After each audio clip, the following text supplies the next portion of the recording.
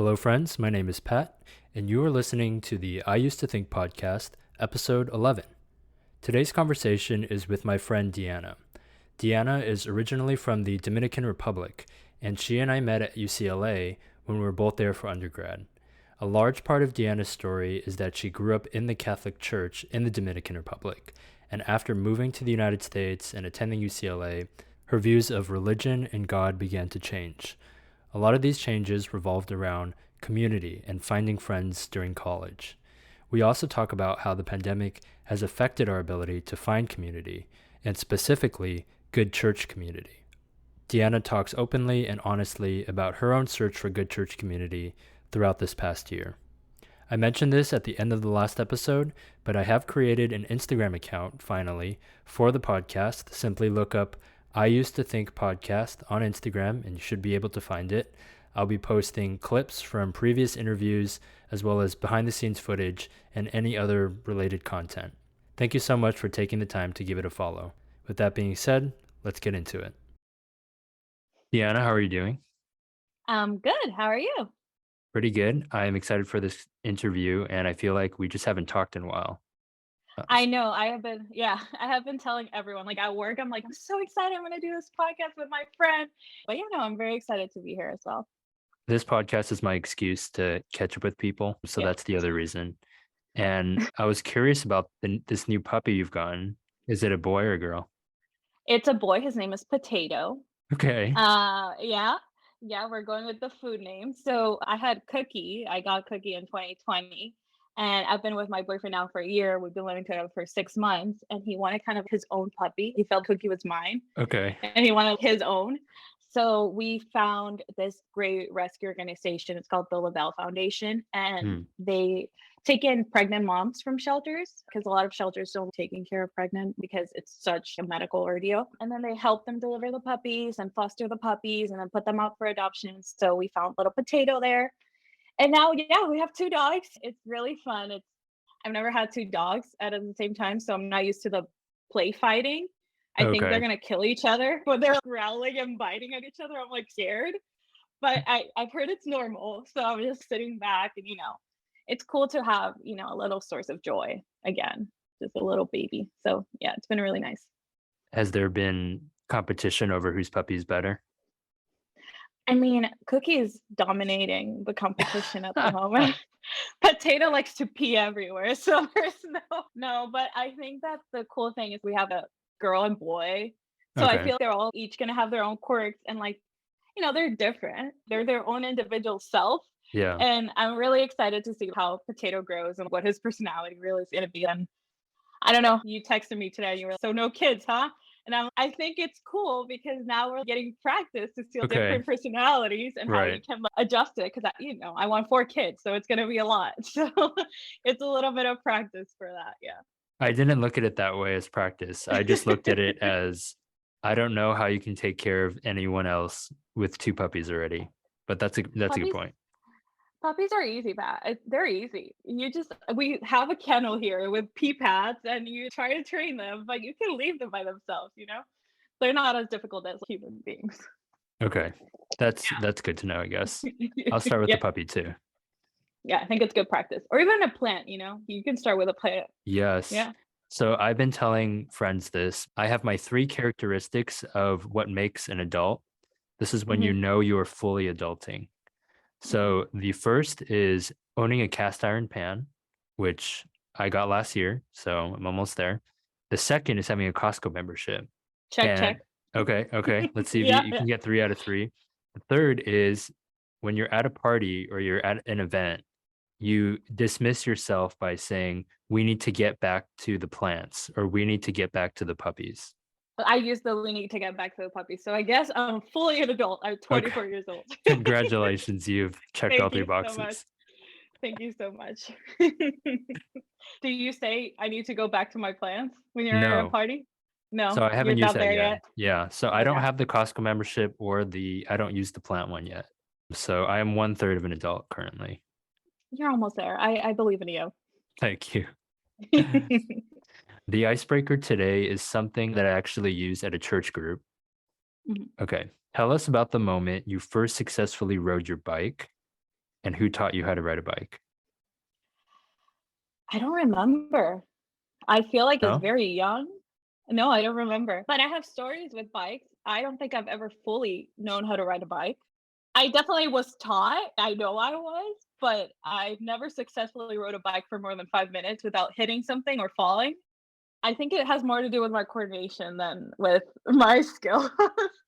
But I have a funny story because I was in Denmark and we were doing a bicycle tour through a coastline, Okay. and it was my whole family and we were just riding bikes, and I was skeptical because I knew something was going to happen. And everyone was like, "No, it's okay. It's once in a lifetime opportunity." So we rode the bike. I see a restaurant sign. You know those TP kind of signs? You can write stuff on it, Oh, like right. a Yeah. triangle. Yeah, yeah. And I just see it, 2 feet or more distance away from me. I see it. You need to turn. You need to do it. And I don't know, something in me was, you're gonna fall if you turn. So I just ran straight to the sign, and the sign flew, I flew. It was great.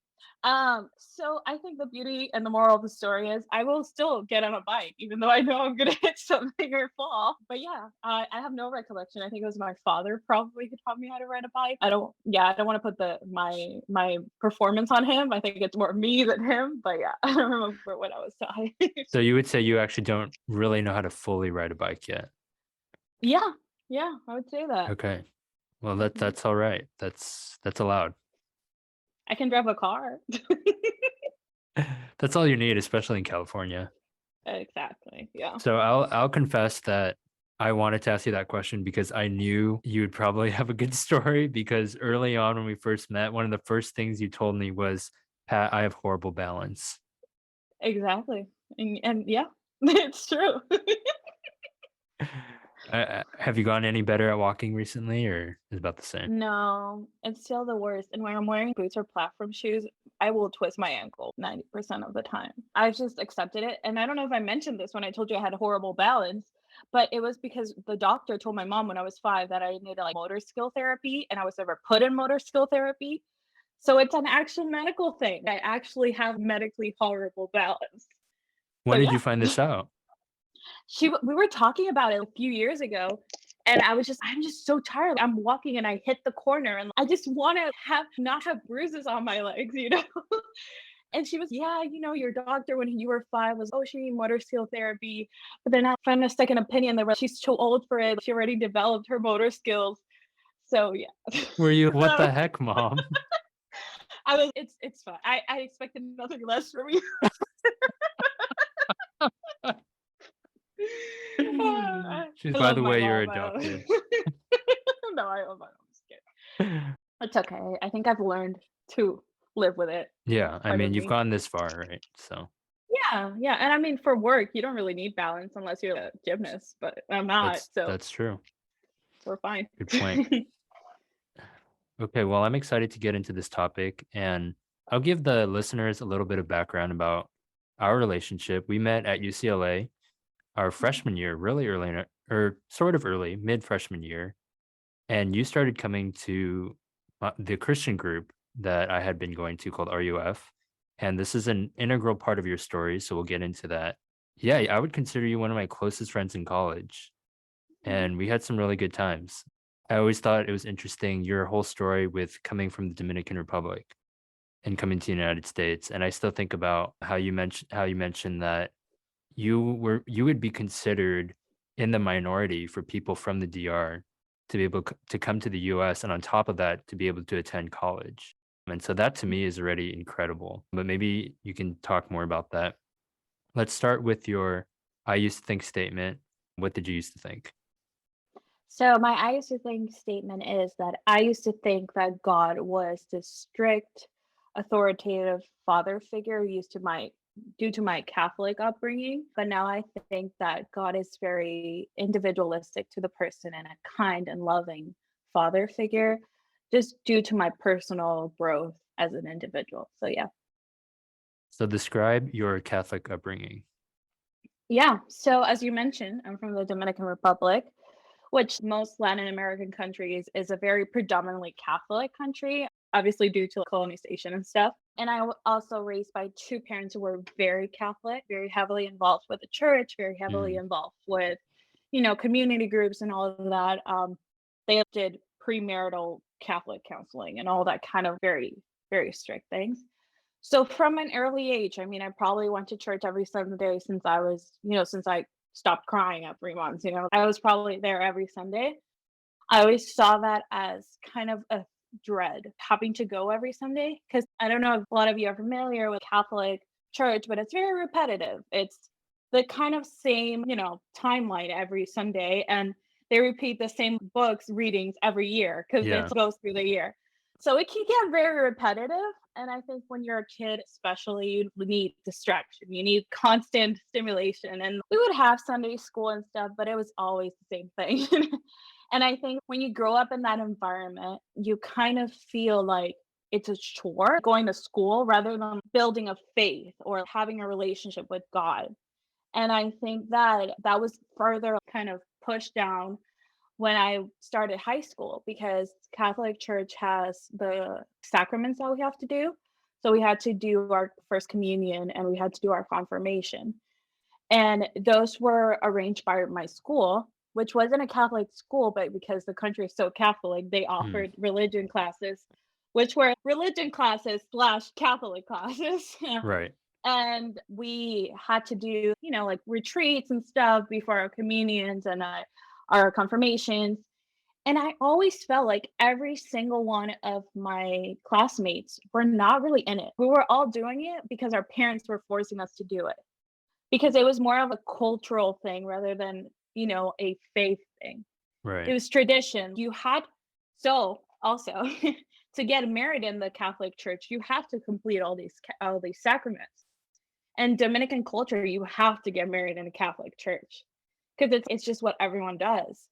So there was this inherent pressure of if you want to live the life that your parents want for you, you have to complete all these things, which in nature and in the core of them are like beautiful, like commandments that you do with God. Their confirmation is basically you saying, I believe that God is my savior. And you're there's basically confirming your faith with God. Hmm. And every single one of my classmates was just like, "Oh, we're gonna have dinner after." I'm like, "Yeah, it's gonna be so much fun." It was never Like a like that serious kind of like thing. exactly, exactly. So that was my since I was born till I graduated high school. It was always that kind of thing. And I always felt deep within me that I wanted a deeper connection with God. I think my first realization of that was during my confirmation because when the priest comes up to you and does the sacrament and confirms it, I felt the spirit of God. It was very, very like tangible. Like I felt it. I felt Mm. the spirit get into me. So I was okay, but you couldn't say anything to your friends. They would be like, "Oh, you're weird. That's not normal." And I think that I like suppress that a little bit. That's I don't know if we want to get into the next stage of college and everything, but that definitely was something that I always held inside of me. I always held the like I want to have a deeper relationship with God. I don't want to feel God is just this entity I see every Sunday at church, this Hmm. entity that a priest is talking to me about. And yeah, I always felt that kind of deep within me. But yeah, it's just I like think back at that time and it's crazy how you can shut a part of yourself off because of these social connotations that it would bring it out. Hmm. Because I feel like Catholic communities are not really open to expressing an emotional connection with God. Okay. There's not like this deep, "Oh, God is my best friend" kind of feeling or God is the person I talk to. It's literally God gives me 10 commandments and I gotta follow them. I gotta follow those 10 commandments. And if it's not this strict kind of guideline, it's cut off. I don't Hmm. know. Before we get to the college stage, I'm Yeah. curious. So when you were in the DR as a child, was there anyone you thought was a devout and sincere Catholic who you looked up to and thought, okay, that is someone of the Catholic faith, but lives their faith out in a way that you admire and like? I honestly cannot tell you that I saw someone, and Mm. I think it might be due to my own kind of limit. I had my own thoughts about the Catholic Church that might have prohibited me from seeing that. Because I mean, we saw it on the media, like like every church, I think the Catholic Church was extremely corrupt. And Mm, like there's a lot of negative connotations to it. And I think that I always, from the moment I was aware of that, I kind of didn't believe that anyone who really fully committed their lives to the Catholic Church could really be good. And I know that's a negative thought, mm, but it was part of it. And I would say someone who had a relationship with God that I really admired was my mom. mm. And like she had that relationship with God where she would lean towards God for every single thing in her life. Every decision, doesn't matter if it was a good decision, a troubling decision, something that she really had to pray on. She would always put it on God. And I think that was something that was really inspirational to me and helped me through a lot of hard times. Adolescence is hard. Going through puberty is super hard. And when you're in those depressive episodes, it's always nice to have someone in your life that puts God as the answer, Mhm. because it allows you to have that kind of relationship with God at that moment. Right. But I never like saw it as my mom's a Catholic and that's why she has that faith or that relationship with God. I saw it as more Right. as like my mom has that personal relationship with God, and thus I admire that. Right. Like, Separate from the institutionalized religion.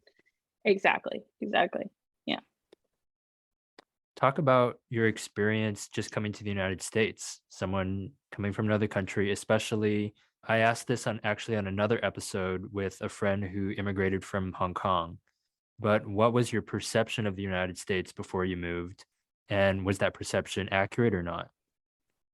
So I used to come to LA specifically every summer since I can remember because I have family in the city. So I had this perception that the US was this fun and super cool environment. Like all you did was go to Disney and Universal because that's what I lived. Because I came here during the summers, and as a kid, that's Yeah. where your parents will take you. I mean, I kind of knew like the reality of it was going to be different. Like I was coming for UCLA. I was coming to college. I wasn't gonna go to Disneyland, so I kind of knew that. But I guess at the same time, I had associated US with happiness because Oh. I had that relationship because I used to come every summer.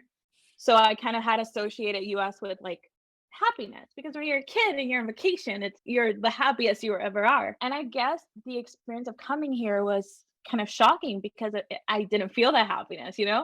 I was in my dorm room, my Uh-huh. parents left. I had two strangers because I was in a dorm that I was sharing with two strangers. And I just felt alone. I felt Mm, wow.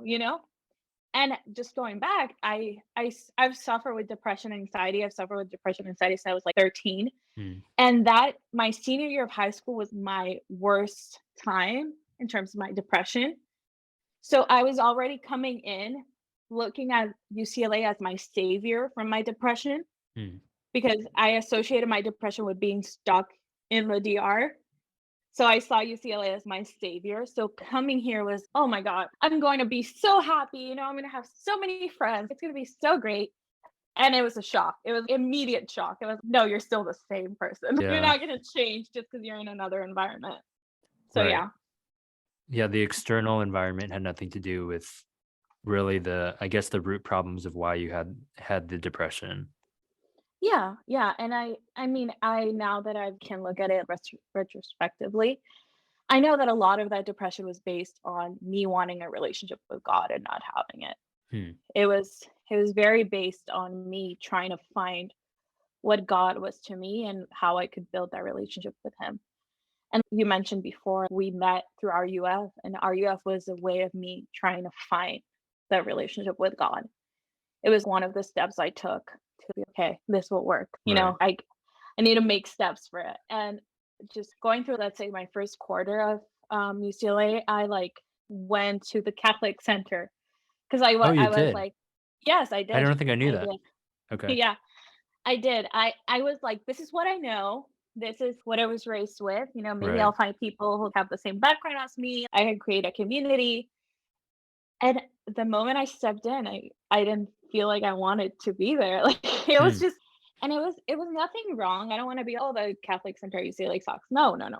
It has nothing to do with them. I think I still had scars, or not even scars, but like preconceptions from my childhood and the Catholic Church that kind of went with me there. And I went to a youth group meeting, and I just felt like I couldn't open up. And it probably had a lot more to do with me than it had to do with other people. But I Hmm. just felt like I couldn't open up. I felt like I couldn't discuss how I felt in the Catholic Church and my faith because I was still in a Catholic institution. Right. Like you can be bashing the place where you are. It's just I felt like I wasn't right. So I went there and I think I went to another Christian group before I went to RUF because I was trying to find community Hmm. more than anything. Yeah. And I knew community was a place where I could talk about God. I knew that deep down because I could have joined any other type of club to find a community.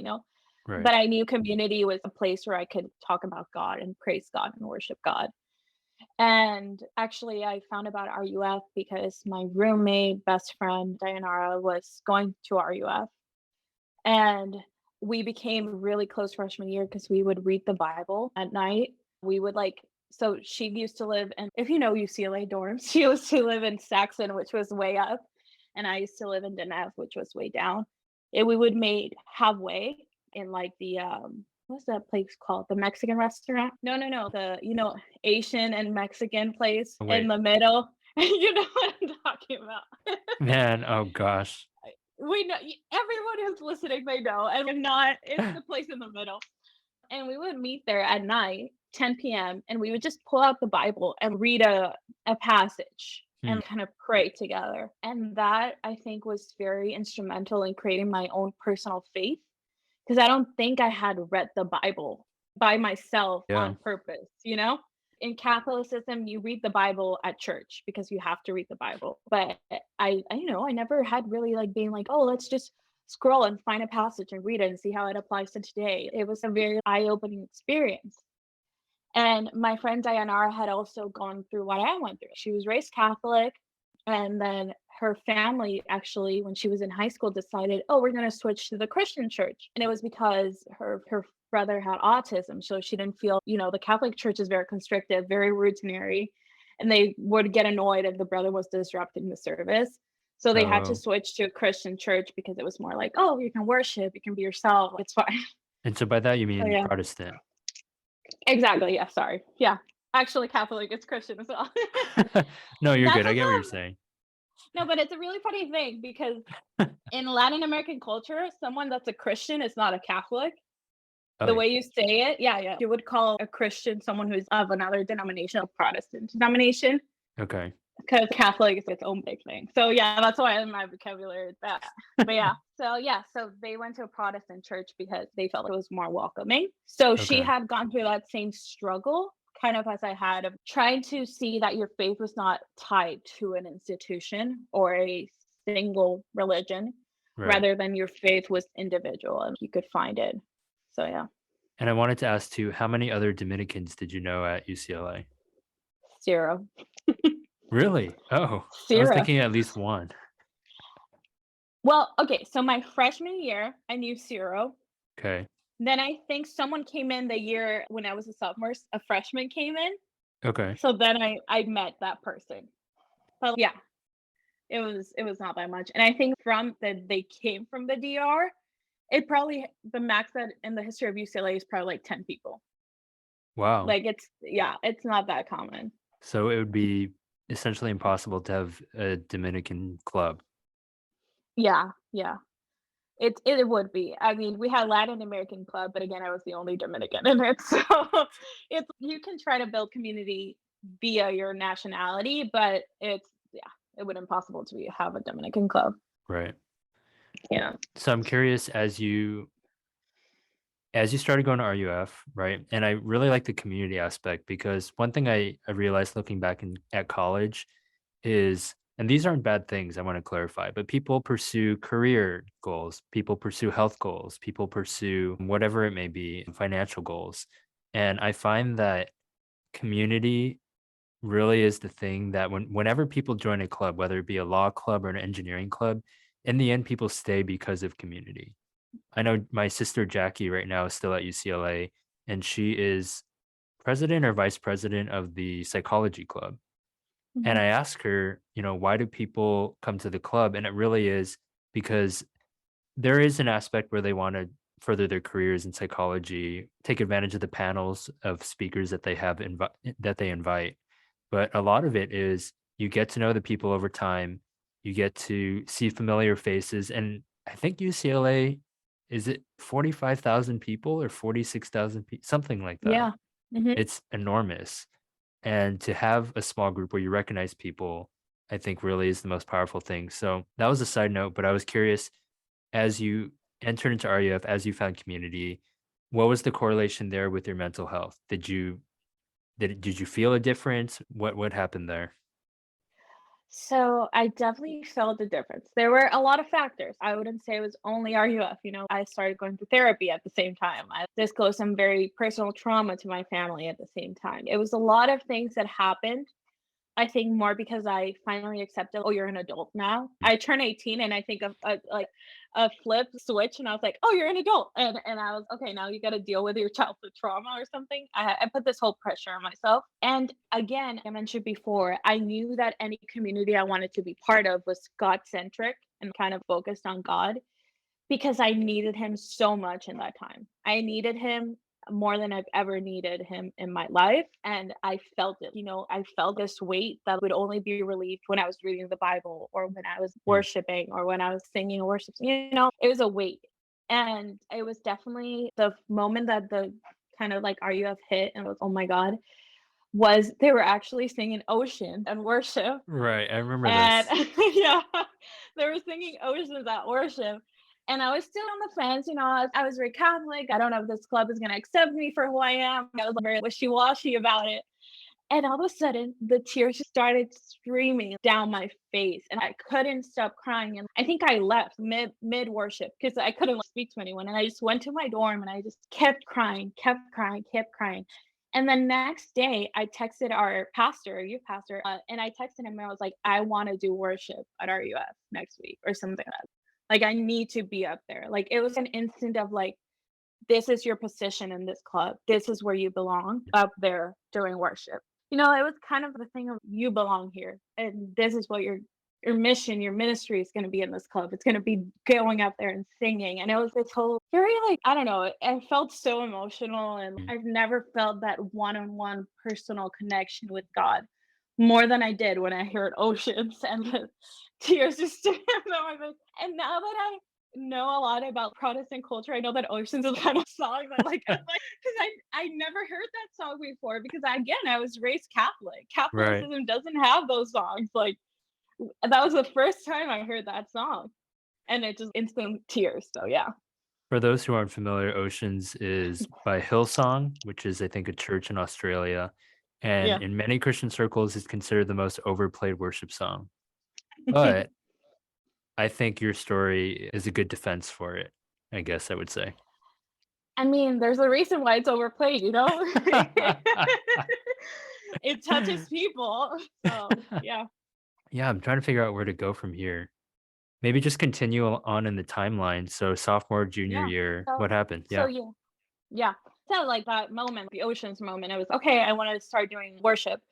And then I just, I started doing worship at RUF. I met you. I met so many great people. I kind of started building community. We would meet every Thursday. It was something I looked forward to. And at the same time, I mentioned I was going to therapy. I was dealing with a lot of my mental health and kind of figuring it out. And I think it was instrumental. My mental health development was definitely improved due to RUF. I can say it was instrumental to my mental health growth because I was able to put a lot of my struggles up to God.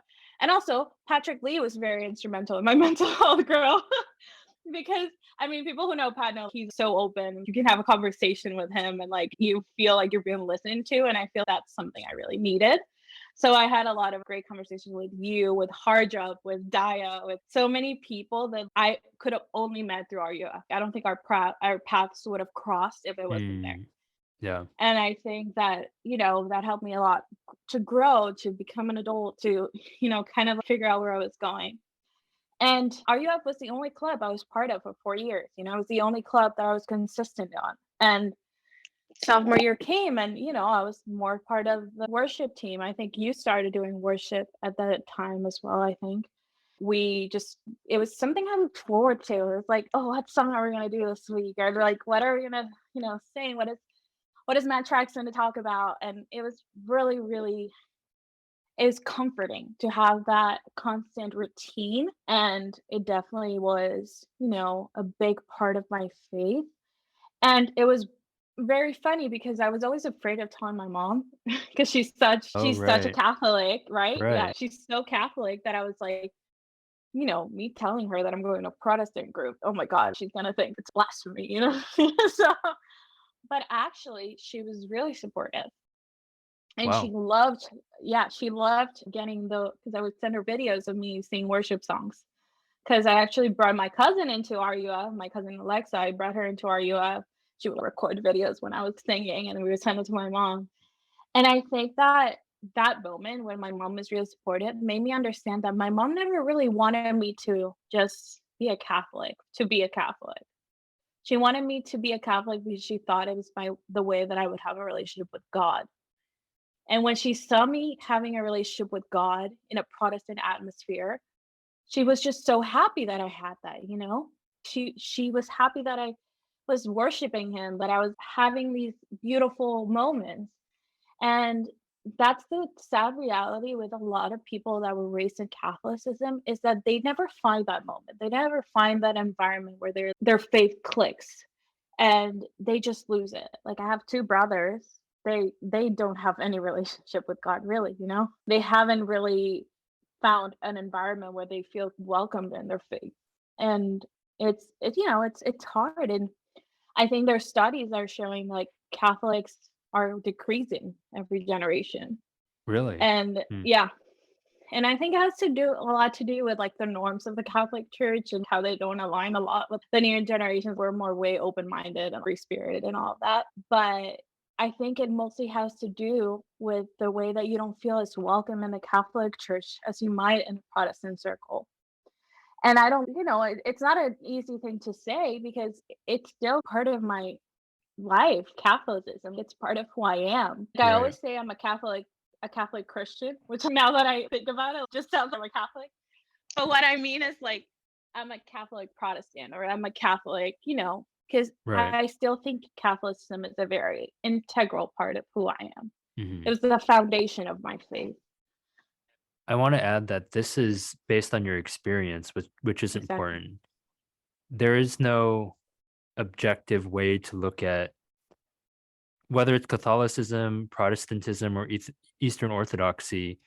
There's no objective way to look at it, but because of your experience and the journey you've been on, you feel, I'm assuming, more fully alive at this new place where you are in your faith.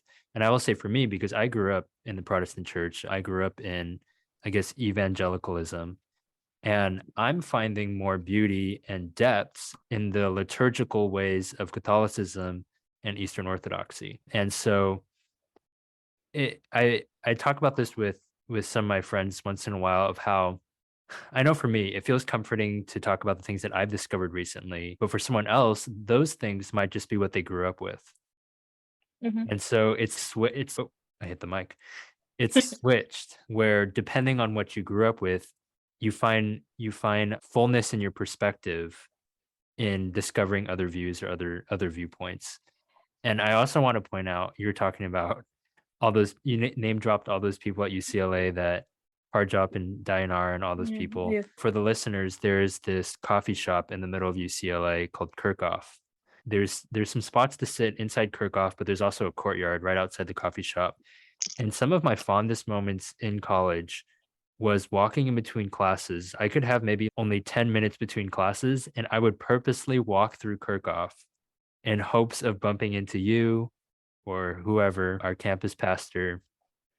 And those are just super fun memories. I felt pretty guilty when I skipped classes or I was late for class. But if there are very few things that made me late for class, but that was one of those things, was walking through that coffee shop. Yeah. So yeah, sorry, I You're good. forgot You're where we were. reminiscing. Yeah, You're I was going, I was on the memory train, just feeling it. no, I mean, shout out to Kirkup Courtyard. You're right. It's one of the funnest times, and I always have the best memories from there. But I think I want to go back to the thing where you said your view of Catholicism is way different from someone who grew up with that. Mm, And now you're finding a lot of beauty in Catholicism. And I think that that's what happened to me. I was raised with that, Right. and I Right. found the beauty in the Protestant way of practice. And I think that's what God wants. And I know this might be controversial, but I think that what God really wants is for us to explore how other people view God, how Mm, other people kind of practice their faith, for us to see how it can be so beautiful for each individual. And you can find your perfect version of a relationship with God. Because again, as I mentioned in my I used to think statement, I think that God is individualistic because he knows you better than anyone else. mhm. So he knows the way that you are meant to be worshiping him. And you can find that by discovering a church you weren't raised in. You can find that by talking to people who might have a totally different way of worship. Right. And I think that that's what actually RUF brought to me. It was that beauty in seeing people raise their hands in worship and all those kind of things that are not normal in the Catholic Church.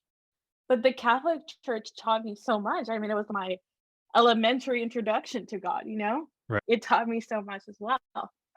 So again, I don't want to be dissing any type of religion. That's not the point. The point is I feel like the change comes when you open your eyes to other things, when you view how other people worship and how other people have a relationship with God.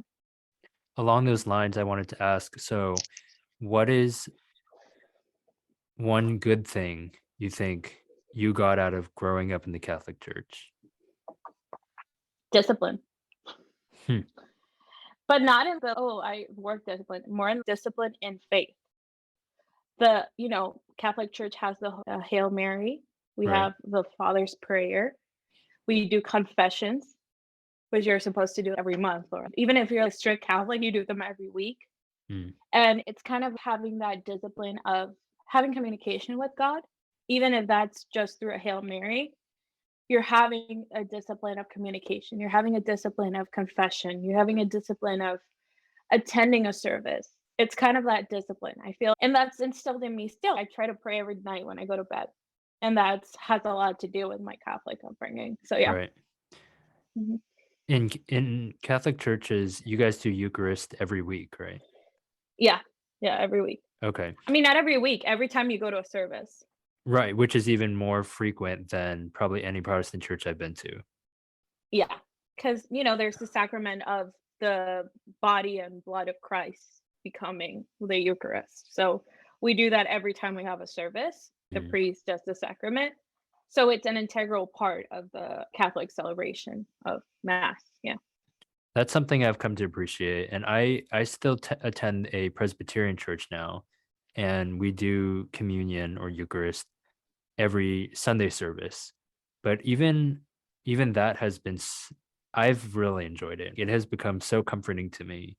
And in the previous church that I grew up in, we did I don't even know if we even did it monthly, Mm. but it makes me sad to think about how much intentionality is lost, and that you word use the word discipline to just have something that symbolizes, yeah, a connection with the divine that you begin to integrate into a rhythm or a pattern. And I've found a lot of value in that. Yeah, I agree. I mean, Eucharist was always the most beautiful moment in Mass for me because it was always the moment where I just closed my eyes, went up to the priest, and actually, I mean, in Catholic tradition, you take the Eucharist and then you kneel for a period of time while you pray. And it was a moment of direct connection because I felt sometimes when the priest was talking or when the lector was being reading, I kind of zone off. It's just normal. It's okay. All But Christians do that, regardless of denomination. exactly, you just, attention spam is not all there. But once you're in that moment, and when you have the faith where you actually believe that you're in some form, taking the body and blood of Christ into your own, I think that it's very powerful just having that moment to yourself and God. And I think that that's probably answering your question. That's probably what I take the most. That kind of discipline that taught me you can have a Mm, moment between you and God. And yeah, it's beautiful. right. Where are you now in your faith? You mentioned how your current Yeah. relationship has played a role in it. And yeah, you mentioned your church attendance history. So where are you now? So I graduated in the beautiful year of 2020. I graduated full pandemic, right in the middle of it. And I tried to do online church for a while. Try to do online. I try to find churches that were doing online services. I try to attend them. Mm. And I guess I just lost the discipline. Again, that's the key. I lost the discipline of doing it. And once you're in the comfort of your home, you just lose it. You're, oh, I'm just gonna sleep in because I'm here and I don't have to Yeah, go anywhere. right. And it just, took a back burner attending a church. And it's been 3 years, and I've been to, I probably think, a handful of church services, and I again, don't think it's good. I see the value in community, Mm. and I see the value in having a group of people around you that kind of encourage you to build further on your relationship with God. And it's something that I've actually been talking about with my boyfriend. You mentioned my relationship. I've been in a year-long relationship. I actually live with my boyfriend, and he is an atheist, but he is very respectful of my relationship with God and has actually agreed to go to a non-denominational church with me Mm. as kind of a support. And we've been in the process of trying to find one because I also don't want to disrespect his own relationship with God. Because at the end of the day, it's my view of God has developed to see that it's a very individual relationship that people have with God. So I've been trying to find a church that's the most non-denominational church you could find in the world. The most I mean, we're in a non-offensive. yeah. Yeah, because I mean, he's an atheist, but he was raised Jewish, so I have to find something that kind of caters to it. But I think that I'm trying to make more of an active effort to find something. And if I don't, I do believe I need to start in this journey of finding a community because I was mentioning to you of, Mike of camera, that I am at the point where I'm trying to figure out what I want to do with my life. And that same thought process is a thought process I had freshman year of college when I found RUF. So it's a And very I know familiar feeling. it's a very familiar feeling, and I know the answer. I know the answer is God.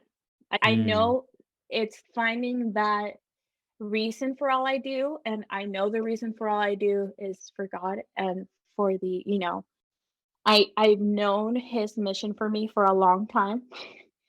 And that mission only becomes fortified when I'm in a constant relationship and a constant effort. So I think that I am aiming to find a community that I can foster that in so that I can go through this period of turmoil with kind of that security. So yeah. Right. Mhm.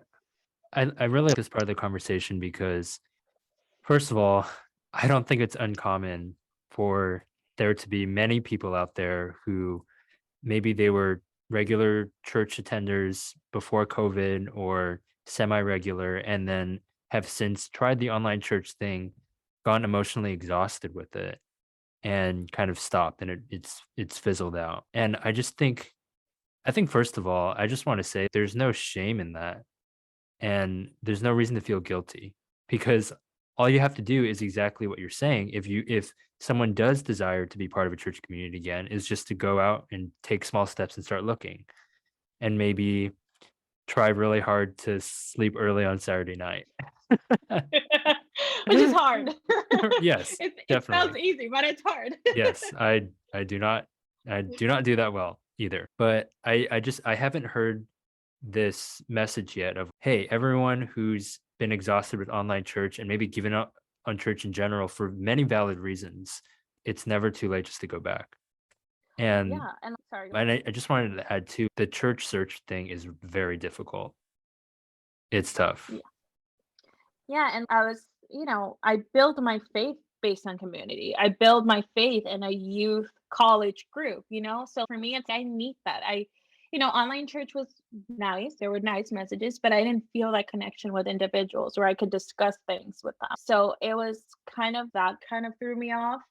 And then also, a lot of people in our generation have social anxiety. So Mm, going to a group by yourself and yeah, being I want to be part of your group is intimidating. And I'm pretty sure people are not going to be rude to me. Like know that, but it is still very intimidating. So that's why I'm right. very thankful for my boyfriend who's atheist for being I'll go with you because that would help me to find that kind of community that I crave. So yeah. I'm just picturing you going to church. You're like, "Hi, I'm an ex-Catholic, and here's my atheist boyfriend and our two puppies. We'd like to join your church." And that's the issue. Like, what church do I go to? Well, when you do find one, I mean, it'll be a good one. That is true. That is true. And again, I mean, no one has ever turned me away from either a Catholic church or a Protestant church because of Right, right. my like they won't turn you away. I think it's more of this internal dilemma that you have with yourself because you Yeah. have these definitions of who you are and how you will fit in a space. Mm, Um, yes. and I guess that's why I'm looking for the most outgoing, open-minded church because I want to just not have to worry about these things. But at the end of the day, I could go to a normal church and just be like, no one's gonna ask me unless I tell them. You know, Right. no one's gonna be, what's your background? What's your faith background? So I think it's definitely something I have to do. And I've been thinking about it more and more, I think the start of this year. Mm, So 2023 is gonna be the year of finding a community. So awesome. we're on it. Yeah. Doesn't Kanye have a church in LA? I'm not going to that. Yeah, I shouldn't say anymore. Someone's gonna take that audio clip and just say Pat Yeah, promoted Kanye's church. yeah, let's talk about other churches. But no, it's hard. I mean, there's so many churches. And I feel LA is one of those places where you don't know if a church is being used for clout or for actual worship, Very true. which is a reality. It's a reality in LA. There's Yeah. but the Hillsong here that it's like, and Oh, then is there's there a others. Hillsong LA? There's a Hillsong in LA. They do. I've gotten to a couple of services because I wanted to try it out, and it just was Okay. a concert for me. It was a concert, not a worship service. But they didn't sing Oceans? No, they didn't sing Ocean. I think it was too old for their repertoire. So Oh, okay. Yeah, they yeah. probably, yeah.